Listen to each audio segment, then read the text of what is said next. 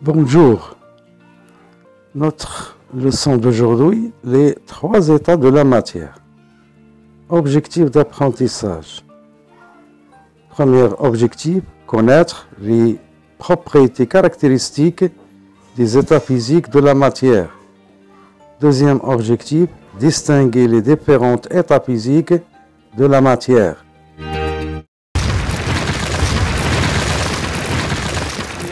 C'est quoi la matière? Quels sont les états de la matière?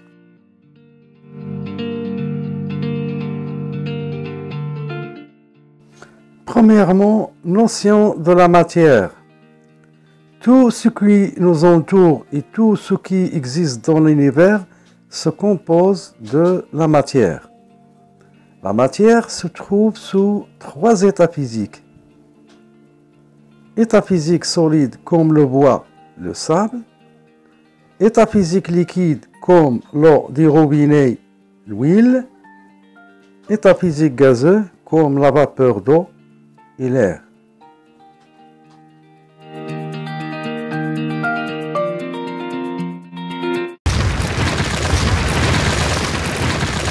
Quelles sont les propriétés physiques des solides? Deuxièmement, quelques propriétés physiques des solides. Expérience 1. On met un morceau de craie dans un becher, puis on le met dans un Erlenmeyer, puis on va le mettre dans un verre à pied. Et on voit bien que le morceau de craie ne change pas de forme. Ça veut dire qu'il a une forme propre. Deuxième expérience. On prend une quantité de sable, on le met dans un becher, puis on le met dans un Erlenmeyer, puis on va bien sûr mettre le sable dans un verre, dans un ballon à fond plat.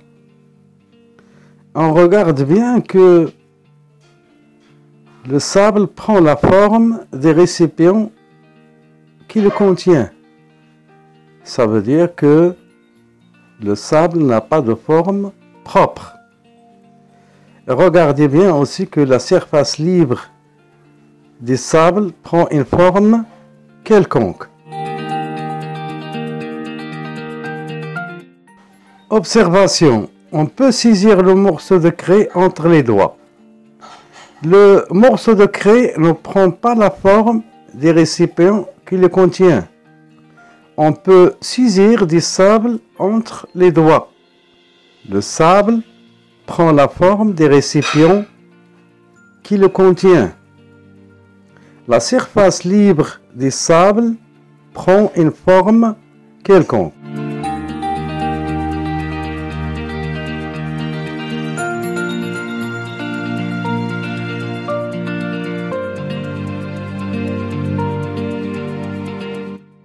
Conclusion. Il existe 2 types de solides.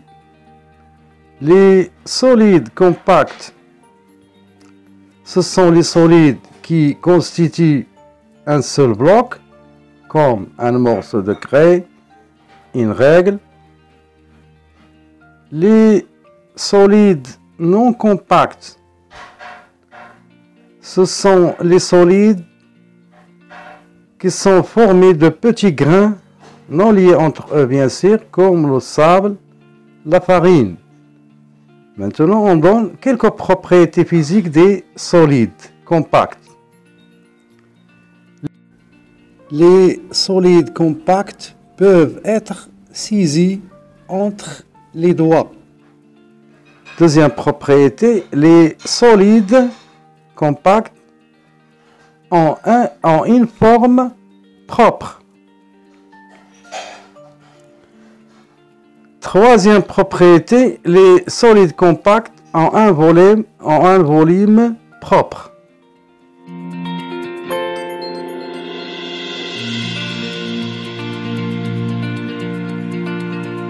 Maintenant, on donne quelques propriétés physiques des solides non compacts.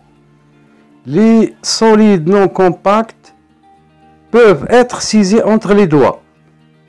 Les solides non compacts n'ont pas de forme propre. Les solides non compacts ont un volume propre. La surface libre des solides non compacts a une forme quelconque.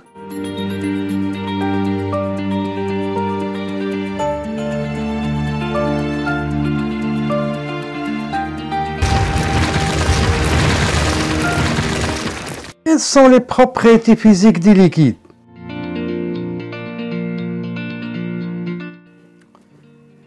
Deuxièmement, quelques propriétés physiques des liquides. Expérience 1. Dans un bécher, on met de l'eau colorée. On verse cette eau dans un Erlenmeyer. Regardez bien que l'eau prend la forme de l'Erlenmeyer. Maintenant, on verse l'eau dans un verre à pied et on regarde bien que le coloré prend la forme du verre à pied. Maintenant, on le verse dans un ballon à fond plat et aussi l'eau prend la forme du ballon. Donc, l'eau colorée n'a pas de forme propre.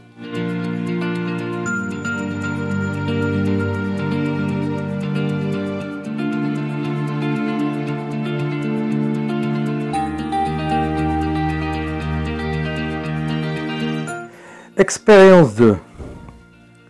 Regardez bien que la surface libre de l'eau colorée est toujours plane et horizontale dans tous les récipients, quelle que soit leur position. La surface libre, ça veut dire la surface qui est en contact avec l'air.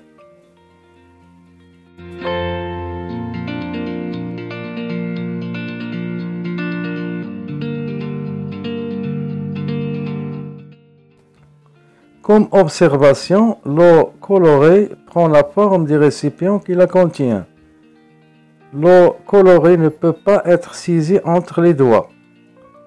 La surface libre de l'eau colorée repos est plane et horizontale. L'eau colorée coule. On l'appelle un fluide. Comme conclusion, les liquides ne peuvent pas être saisis entre les doigts. Les liquides n'ont pas de forme propre.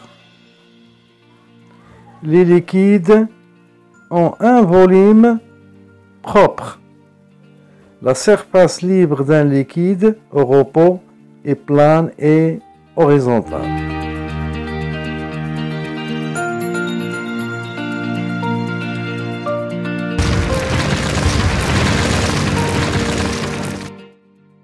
Quelles sont les propriétés physiques des gaz?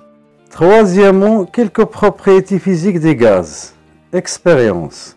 On utilise un cristallisoire rempli d'eau, un ballon rempli d'eau colorée et un Erlenmeyer rempli d'air. On observe bien que l'air passe de l'Erlenmeyer vers le ballon sous forme de bile. Et bien sûr, prend la forme des récipients qui le contient. Maintenant, on peut inverser l'opération, c'est-à-dire on va remplir l'Erlenmeyer avec de l'eau colorée.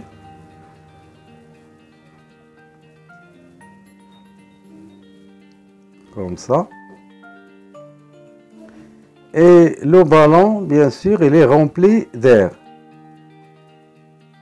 Et on peut transvaser l'air qui est dans le ballon vers l'Erlenmeyer sous forme de billes, comme vous voyez. Alors, l'air prend la forme des récipients qui le contient.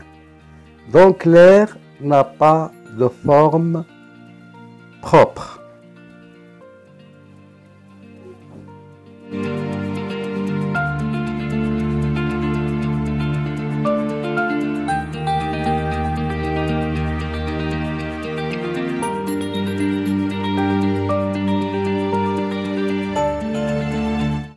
Comme observation, l'air se déplace de l'Erlenmeyer vers le ballon, se forme de billes et prend la forme du ballon.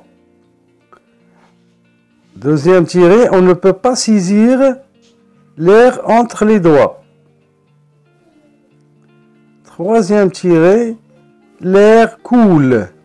On l'appelle un fluide.